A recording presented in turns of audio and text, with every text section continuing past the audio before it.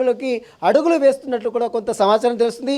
మల్లారెడ్డి 2014లో టీడీపీలో తీర్థం పుచ్చుకున్నాడు. మొట్టమొదటిసారిగా రాజకీయ ప్రస్థానం చేశాడు. ఆ తర్వాత 2014 నుంచి 2018 వరకు ఎంపీగా మల్కాజిగిరి ఎంపీగా విజయం సాధించాడు. ఎంపీగా ఉన్నాడు. ఆ తర్వాత 2018 తర్వాత 2016లోనే అటు బీఆర్ఎస్ పార్టీలో జాయిన్ కావడం జరిగింది. ఆ తర్వాత బీఆర్ఎస్ పార్టీలో జాయిన్ అయిన తర్వాత 2018లో ఎంపీగా మళ్ళీ ఒకసారి గెలిచాడు. ఆ తర్వాత 2019 నుంచి 2023 వరకు మంత్రిగా కార్మిక ఉపాధి శాఖ మంత్రిగా మల్లారెడ్డి పనిచేశారు. 2023లో మళ్ళీ ఎమ్మెల్యేగా మేడ్చల్ ఎమ్మెల్యేగా గెలుపొందాడు.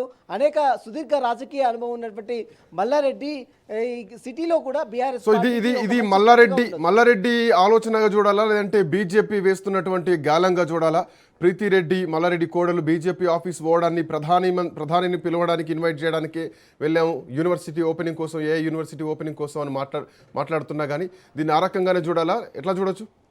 ఎస్, బీజేపీ ఎత్తుగడని ఖచ్చితంగా చెప్పవచ్చు. ఎందుకంటే బీజేపీ తెలంగాణ రాష్ట్రం, పశ్చిమ బెంగాల్లో ఇప్పటికే బీజేపీ రాష్ట్ర ప్రభుత్వాన్ని ఏర్పాటు చేసిన తర్వాత తెలంగాణ రాష్ట్రంలో బీజేపీ రాష్ట్రంలో ప్రభుత్వాన్ని ఏర్పాటు చేసే దిశగా అడుగులు వేస్తున్నారు. ఇప్పటికే అగ్రనాయకత్వం మొత్తం కూడా ఇటీవల కాలంలో 3 రోజుల పాటు తెలంగాణ రాష్ట్రంలో తిష్ట వేసింది. ఇటీవల నితిన్ నబీ కూడా వచ్చి అక్కడ ఉన్నటువంటి నేతలకు దిశానిర్దేశం చేయనుంది.